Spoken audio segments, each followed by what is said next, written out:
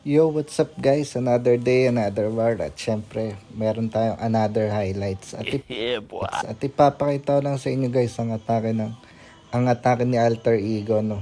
Dito sa number 25. Okay.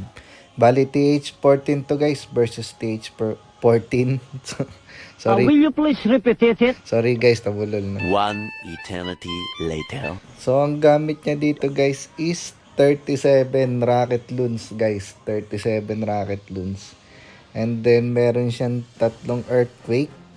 So, ang balak niya dito guys is yung punteriyahin yung TH. Kaya tara guys, panoorin natin kung paano niya ginawa.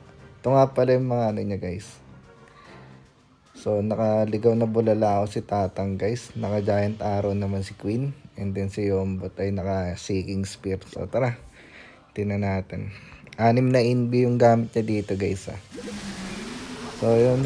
Tinanggal niya lang muna yung builder doon. And then, itong isang rocket doon, siguro pan-check niya lang. Na guys. 5 inbi yung ginamit niya. So, pan-check niya siguro na earthquake. And then, pana. Boom! Sa pool guys. Tanggal agad yung TH. Yun nga lang guys, si Warden. Dumulutang guys. Ibig sabihin naka-air siya.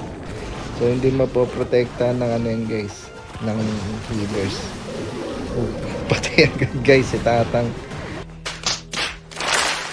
So yun guys, maaga na maalam si Tatang pero okay lang, malaki. Ay nakuha naman niya yung body na gusto niya.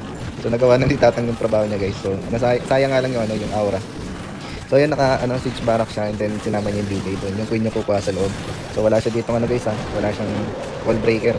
So kita niyo naman guys, pati yung backup niya rocket loons lang din yung laman. So mag-walling si queen and then si BK. So naka-yak naman siya kaya nabutas agad yung wall doon. And then meron pa siyang spiky ball. So yun, na-open up pa yung mga wall doon. So yung queen dire-diretso na lang siya dyan kung ano yung maabot niyang depensa. So may MP din guys ha, walang makakapatay sa MP kasi rocket loons lang gamit niya. Ewan ko lang dito sa sa mga wizard guys kung matatama nila ang MP. So yun guys, halos wala na depensa dito guys ha. Ayun, dinagsak din yung RC doon, yung bit ng hero bali, pero halos wala na rin depensa na tira guys. So ang galing no guys, parang pinagtripan niya yung number 25. So number 29 namin yan si Alter Ego. Galing, swag pa yung RC ability. Kahit hindi na niya sana gamitin yung RC nung kaso malaki kasi yung chance na ma-time fade siya. So ayan, bali 42 rocket loons yung ginamit niya. Ang galing guys. Kung nagustuhan nyo guys, please like and follow.